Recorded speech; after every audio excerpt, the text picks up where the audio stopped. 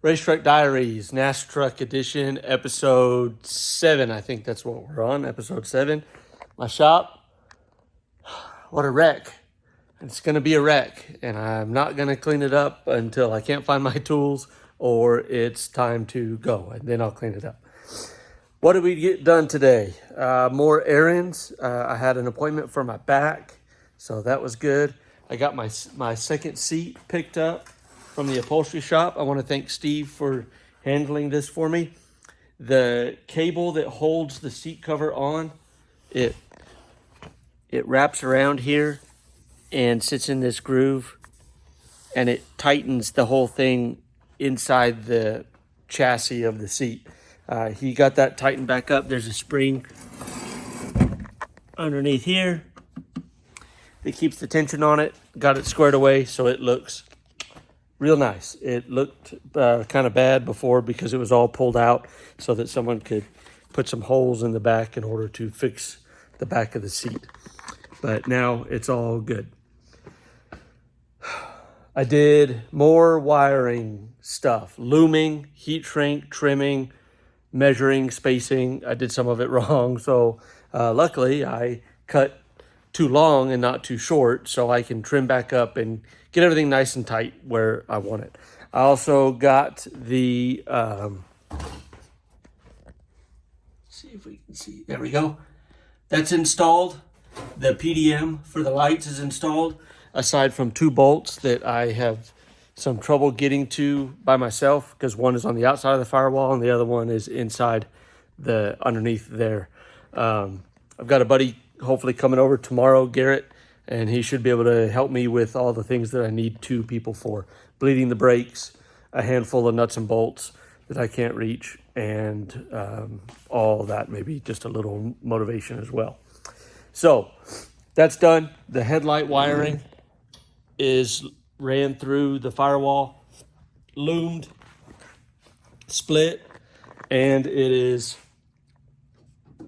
zip tied into place. So that's ready to go. Horn location will be here, hanging off this bolt. That'll be fine. Here's the power for the horn. We are running the bad boy. That's the same horn that I run on the Class 8 truck. It's ridiculous, it's loud, but it will work. I also decided to reroute all the wires for the lights going to the back. I was going to run them through the center of the truck and then back, but I've looked at it some more and I thought, man, you know what? We can run it along this side rail here, inside, tuck it inside here, and it'll run straight out the back and then through a grommet that passes into this rear section of the bed where everything will be here, all these lights. So we'll get those wired up hopefully tomorrow or the next day. I have some packages coming in tomorrow and Friday and Saturday. I've got one, hopefully it's coming in on Saturday, one that I'm really excited about that isn't technically part of the race program, but it's something really cool that I can't wait to show y'all. I've got some more welding to do, but I got my fresh bottle here, so I will be able to do some welding. I want to get all my wires placed and everything kind of set where it's supposed to be, and then finish my fabrication on the passenger seat, and then that will be done. And once that's done and all the wires are placed and the heat mats are in, then the passenger seat can go in and we're done with that. So we're making progress. It's kind of slow progress, but it is progress. I don't really have any appointments tomorrow, so I should be able to spend all day in the shop working on this and doing more wiring and more mounting of things and all that.